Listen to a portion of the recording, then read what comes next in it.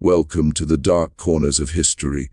Step out of the light and into the long, suffocating shadows of the past, where the secrets are buried deep and the scandals are stained in blood. Before we begin our journey into the heart of the green abyss, tell me, which city are you watching from, and what hour of the night is it there? Let's see who else is awake as we uncover a story the history books were too afraid to print. Today, we go to a place where the sun never hits the forest floor, a place where a young girl, stolen and sold, did the impossible. They thought they bought a laborer. They didn't realize they had invited a ghost into their fields. This is the legend of the girl who didn't just survive the jungle. She became it, and for the men who tried to hunt her. The trees are still holding their screams. The concept of the girl's silence, being misread as submission, is the cornerstone of her tactical brilliance within the plantation's hierarchy. To the masters and overseers, her lack of verbal defiance was viewed as a sign of a broken spirit or a simple mind, a common and fatal prejudice of the time.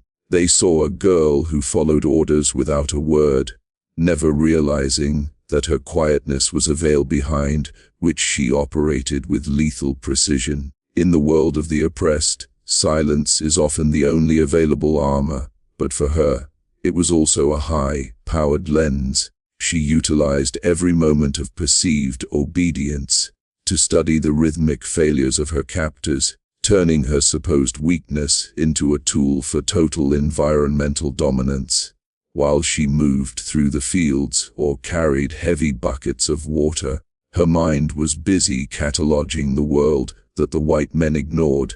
She observed the exact timing of the gate rotations, the predictable fatigue of the night guards, and the specific fears that the overseers joked about when they thought no one was listening. Because they did not see her as a threat, they spoke freely in her presence, revealing secrets of the terrain and their own vulnerabilities. This was not the silence of the defeated, but the silent data collection of a master strategist. Every ignored glance was an opportunity to map the path to her eventual freedom and their eventual downfall. This tactical advantage allowed her to build a mental library of the plantation's weaknesses without ever raising a single alarm. She learned which men were prone to panic, which ones relied too heavily on their lanterns, and which ones were truly terrified of the dark.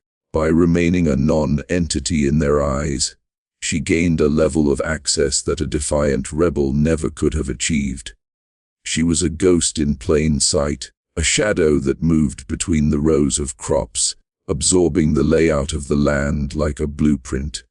Her silence acted as a vacuum, drawing in information while giving nothing back to those who sought to control her every breath. The misinterpretation of her character created a massive blind spot that she exploited with ruthless efficiency.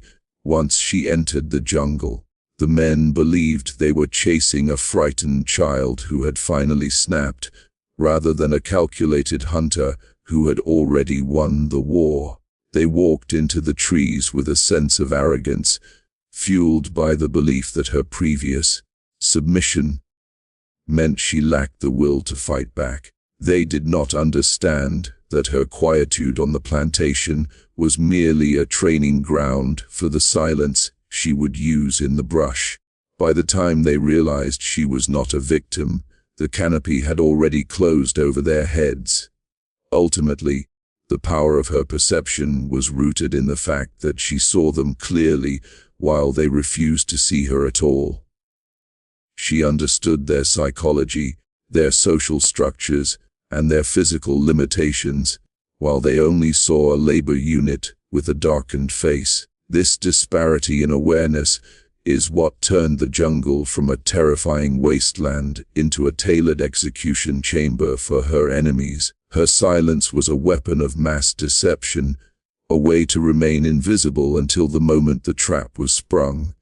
She proved that in a world of loud, clashing egos, The one who listens is the only one who truly holds the power of life and death.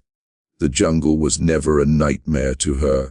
It was a sanctuary that offered the equality the plantation denied. While the white men viewed the dense thicket as a chaotic and hellish void, she recognized it as a complex, living system with its own set of rules.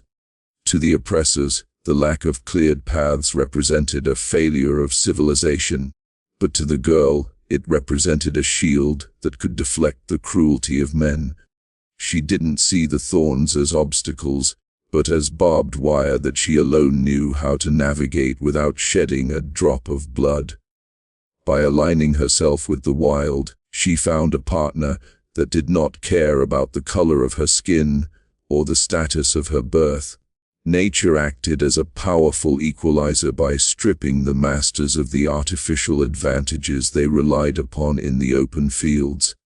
In the jungle, their horses were useless, their long-range rifles were obscured by heavy foliage, and their fine clothes became heavy weights that snagged on every branch. The girl understood that the deeper they marched into the green, the more their social standing dissolved into irrelevance. Without their structures of power, they were merely clumsy animals in a world that demanded sensory precision and physical grace.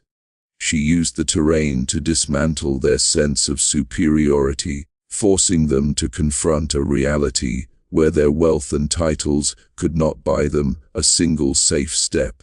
The environment provided her with a limitless arsenal of weapons that required no gunpowder or steel to be effective. She learned to read the tilt of the leaves to find water and the scent of the air to predict the coming of the heavy, disorienting rains. The mud that slowed the men down became her camouflage, and the vines that tripped them became her elevated highways through the canopy. She turned the natural features of the land into a series of biological checkpoints that only those with respect for the earth could pass. Every root and rock was a tactical asset she had claimed long before the first search party ever dared to cross the perimeter fence. This partnership with the wild shifted the balance of power from the one who held the whip to the one who held the knowledge. The girl became the architect of a green fortress where the walls moved and the floor could open up at any moment to swallow an intruder. She didn't need to fight them directly because she had convinced the forest to do the heavy lifting of resistance. The psychological weight of the jungle's vastness pressed down on the white men, making them feel small and hunted for the first time in their lives. She was the ghost in the machine of nature, pulling the strings of their deepest, most primal fears of being lost. Ultimately, the jungle served as a mirror that reflected the internal rot and incompetence of the men who tried to conquer it. It rewarded the girl's patience and observation with life, while it punished the men's arrogance and haste with a silent, permanent disappearance.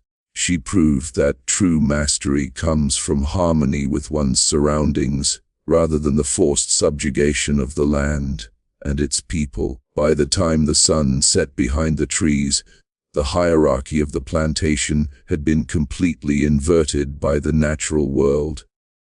She stood as the sovereign of the shadows, protected by a living army of trees that refused to let her be taken back into the light of chains.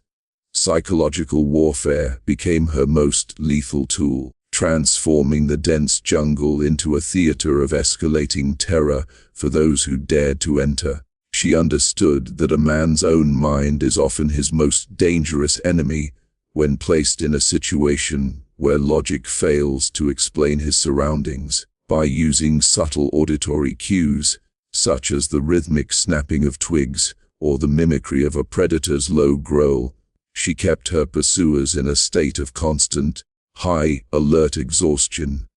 These men were used to the predictable sounds of the plantation, so the unpredictable nature of her sounds shattered their confidence.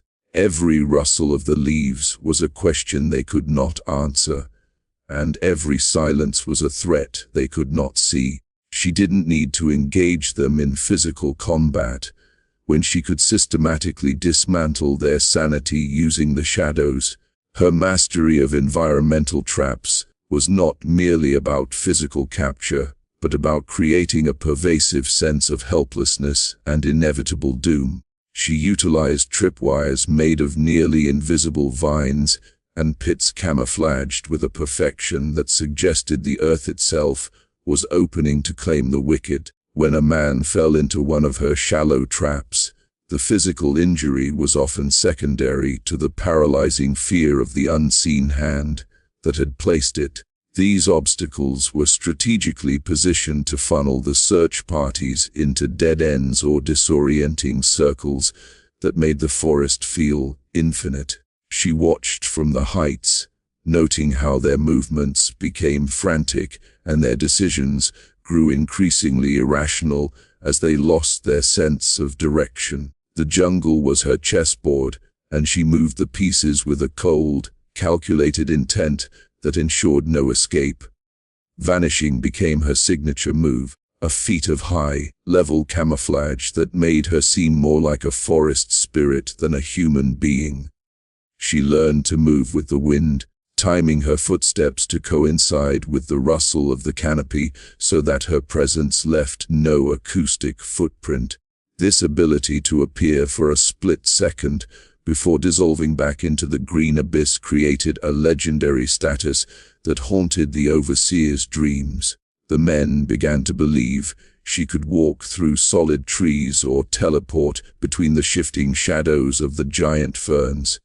This perceived supernatural power was actually the result of intense observation and an intimate knowledge of how light filters through the leaves. She exploited the human eye's tendency to miss movement in high-contrast environments, turning herself into a literal ghost of the woods. The psychological toll on the white men was amplified by her use of the forest's own inhabitants to create a sense of coordinated hostility. She had learned how to provoke birds into sudden, explosive flight or move in a way that caused monkeys to scream warnings that sounded like human cries. These sudden bursts of noise in the middle of a tense silence served to keep the pursuers' adrenaline levels at a dangerous, unsustainable peak. Over time, this constant state of fight or flight led to a total collapse of their group cohesion and their ability to lead effectively. They began to turn on each other, fueled by the paranoia that she was watching their every move and laughing from the darkness. She weaponized their own lack of environmental literacy, turning the natural behavior of animals into a terrifying omen of death. By the end of these psychological skirmishes, the hunters had become the hunted, trapped in a reality where they no longer held any authority. The girl had successfully inverted the plantation's power structure by making the overseers feel the same constant, gnawing dread that they had inflicted on others. Every successful evasion reinforced her aura of invincibility and deepened the crater of fear in the hearts of those who remained on the plantation. She proved that intelligence and the strategic use of terrain can overcome even the most brutal systems of physical and social control. The jungle was no longer just a place of escape. It was a psychological fortress where her mind reigned supreme over their brute force. Her legacy was written in the silence of the men who never returned, a testament to her mastery of the unseen war. The legend began as a series of hushed murmurs that traveled through the slave quarters like a flickering flame in the night. What started as a simple story of a girl escaping into the brush evolved into a grand myth of supernatural resistance and divine protection. The oral traditions of the oppressed turned her survival into a beacon of hope, a narrative that proved the master was not an immortal god. Every whispered detail added a new layer to her growing power, transforming her from a runaway into a guardian of the forest. These stories acted as a psychological shield for the community, providing a sense of pride that the whips could never touch. Her name became a secret password, a symbol of the possibility that the world could be turned upside down. On the other side of the fence, the whispers took on a much darker and more frantic tone among the white men. Fear is a language that translates easily into superstition, and the overseers began to invent monsters to explain their own failures. They could not admit that a young girl was outsmarting them, so they claimed she was a witch who could command the rain. Their private conversations were filled with growing dread as they realized their guns and lanterns were useless against a phantom. This atmosphere of terror began to erode the foundations of the plantation's strict social order from the inside out. The legend of the girl became a ghost story that haunted the masters, making them afraid of the very land they claimed. This duality of the legend created a shifting landscape where the girl's reputation did the heavy work of defense for her. She did not need to be present in every part of the forest because the stories had already planted a minefield in the men's minds. The expectation of danger became so thick that a simple fallen branch could send an entire armed search party into a panic. By becoming a myth, she moved beyond the reach of physical chains and entered the realm of the untouchable and the eternal. The community's collective imagination gave her 1,000 eyes and ears, making it seem as if she were everywhere at once. She was no longer just an individual, she was the embodiment of the jungle's ancient and unforgiving spirit. Oral history served as a vital archive of resistance that kept the flame of defiance alive for generations to come. The slaves carefully guarded her true story while feeding the master's paranoia with exaggerated tales of her magical abilities. They recognized that the more the white men feared the girl, the more space they had to breathe within their own lives. These stories were a form of currency, traded in the shadows to buy a moment of psychological freedom from their daily toil. The legend acted as a living bridge between the reality of their suffering and the dream of their eventual liberation. Even those who never saw the girl felt her presence in the wind that rattled the doors of the big house. Ultimately, the birth of the legend proved that the most effective way to dismantle a system of control is to break its narrative. The masters lost their grip on the plantation because they could no longer control the story of who was the hunter and who was the prey. The girl's mastery of the jungle was a physical fact, but her mastery of the legend was a spiritual victory that lasted far longer. Her tale became a haunting warning to any who believed that human beings could be truly owned or their spirits fully broken. Long after the plantation was reclaimed by the earth, the story of the girl who became the forest remained in the air. She remains a testament to the fact that some souls are simply too vast to be held by any cage. Strategic patience was the invisible blade she used to sever the ties of her captors, proving that time is the ultimate ally for those who know how to wait. She understood that the frantic energy of her pursuers was a resource that would eventually deplete itself, leaving them vulnerable and exposed. Instead of rushing into reckless action, she observed the slow decay of their resolve, watching as the humidity and the dark wore down their spirits. Her movements were never dictated by fear or haste, but by a cold, internal clock that measured success in hours and days rather than minutes. By choosing to wait, she allowed the forest to do the primary work of exhaustion, saving her own strength for the final, decisive moments. This mastery of timing allowed her to remain a shadow while the men burned through their lanterns and their hope. The importance of waiting for the right moment. allowed her to move with a level of efficiency that defied the brutal nature of her environment. She knew that a single misplaced step or a premature strike could reveal her position and bring the full weight of the plantation down upon her. Consequently, she practiced a form of stillness that made her indistinguishable from the ancient trees that surrounded her hidden sanctuary. She would sit for hours, watching the patrol patterns of the guards, learning the exact second when their attention would waver or their eyes would close. This deliberate lack of activity was not a sign of hesitation, but a sophisticated method of gathering the energy required for a perfect escape.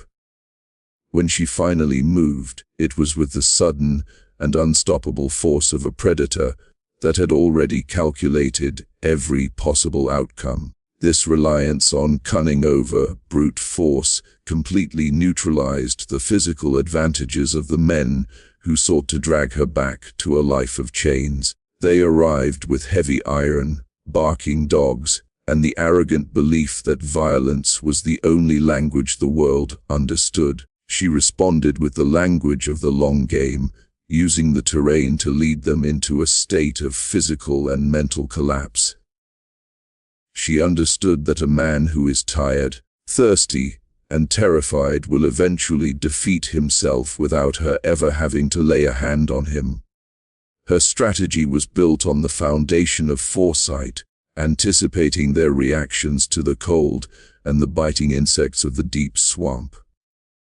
By the time they realized they were in a battle of wits, she had already moved the pieces into a position where their checkmate was inevitable. The protagonist's connection to the land allowed her to predict the movements of both nature and man with a terrifying degree of accuracy. She could smell the change in the wind that signaled a coming storm, using the downpour to wash away her tracks and mask her departure. While the search parties struggled against the elements, she used those same forces to create a veil of invisibility around her every movement.